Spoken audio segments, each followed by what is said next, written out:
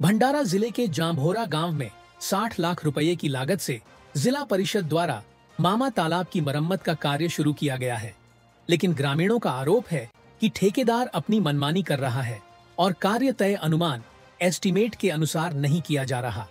इस वजह से तालाब की पाल का काम बेहद घटिया स्तर पर हो रहा है, जिससे कुछ ही समय में यह दोबारा खराब हो सकता है। मोहाड़ी तहसील के जांभोरा गांव स्थित मामा तालाब गट क्रमांक 312 के गहरीकरण और पाटों के सीमेंटिंग का प्रस्ताव ग्राम पंचायत द्वारा लघु पाट बंधारे विभाग जिला परिषद भंडारा को भेजा गया था, जिसे मंजूरी भी मिल गई।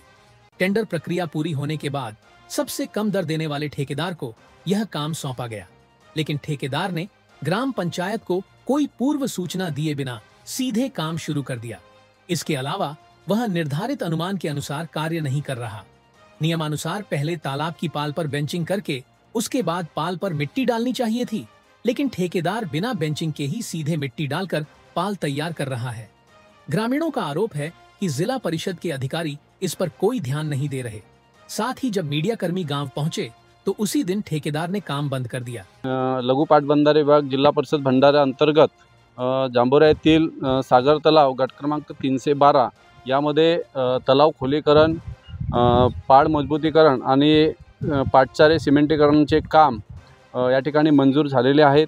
सदर काम करताना कंत्राटदारांनी ग्रामपंचायतीला कोणत्याही प्रकारची सूचना किंवा माहिती त्या ठिकाणी दिली नाही।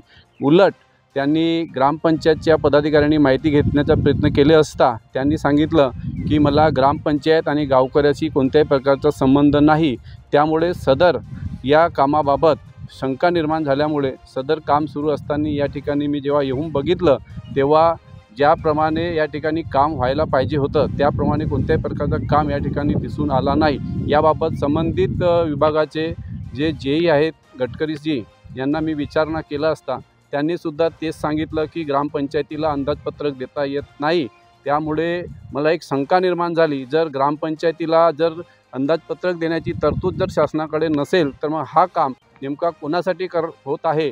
ठेकेदाराला कमाई करण्यासाठी होत आहे की अधिकाऱ्यांना कमाई करण्यासाठी होत आहे हाच समजलेला नाही।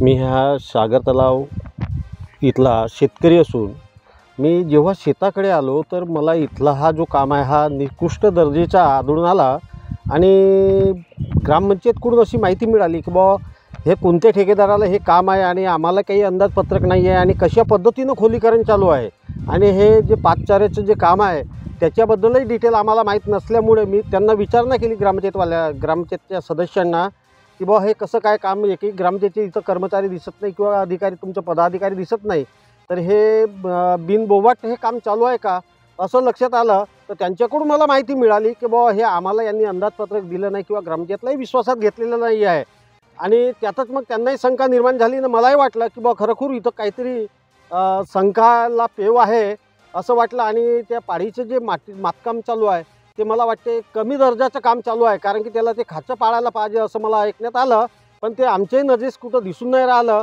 तरी पण ह्या ज्या कंत्राटदार आहे आणि जे इथले जे कोणी अधिकारी आहेत यांच्यावर खरोखरच हे कठोरात कठोर कार्रवाई व्हायला पाहिजे।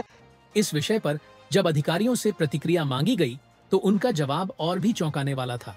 उन्होंने कहा कि काम शुरू हुआ है, लेकिन उन्होंने अभी तक जाकर निरीक्षण नहीं किया है। अगर काम नियमों के अनुसार नहीं हो रहा तो कार्रवाई की जाएगी।